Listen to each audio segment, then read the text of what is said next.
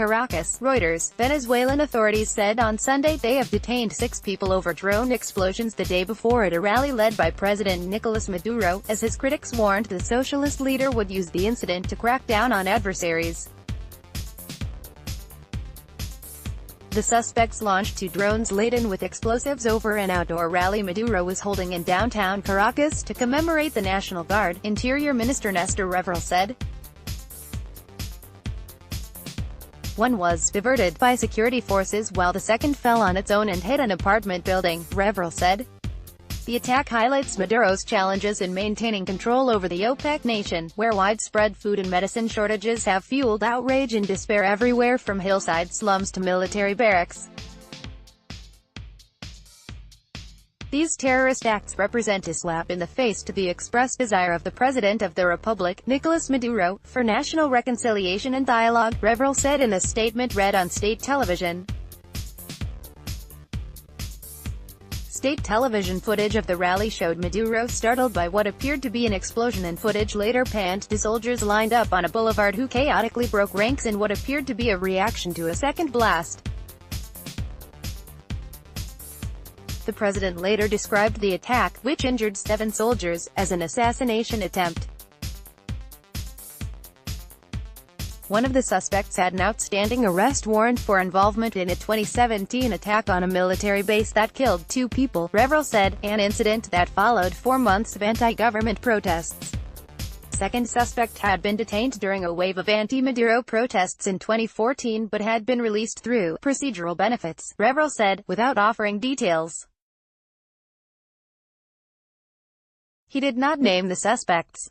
The arrests suggest the attack was less a military uprising than an assault led by groups linked to anti-Maduro street protesters, dubbed the Resistance, who have led 2 waves of violent demonstrations that left hundreds dead. That is consistent with the shadowy group that claimed responsibility for the attack, the National Movement of Soldiers in T-shirts, whose website says it was created in 2014 to bring together different groups of protesters. Reuters was unable to independently confirm the involvement of the group, which did not respond to requests for comment on the arrest announcements, or identify any of its members.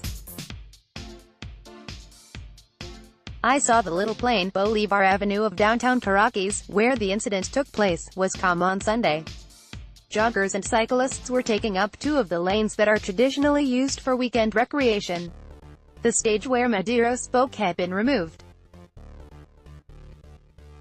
Witnesses said they heard and felt an explosion in the late afternoon, then saw a drone fall out of the sky and hit a nearby building.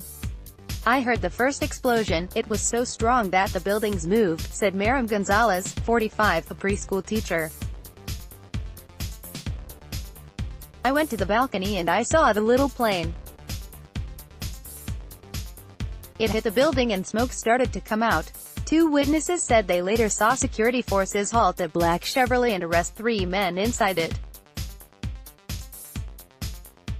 The security forces later took apart the car and found what appeared to be remote controls, tablets and computers, said the 2, who identified themselves as Andres and Karina, without giving their last names.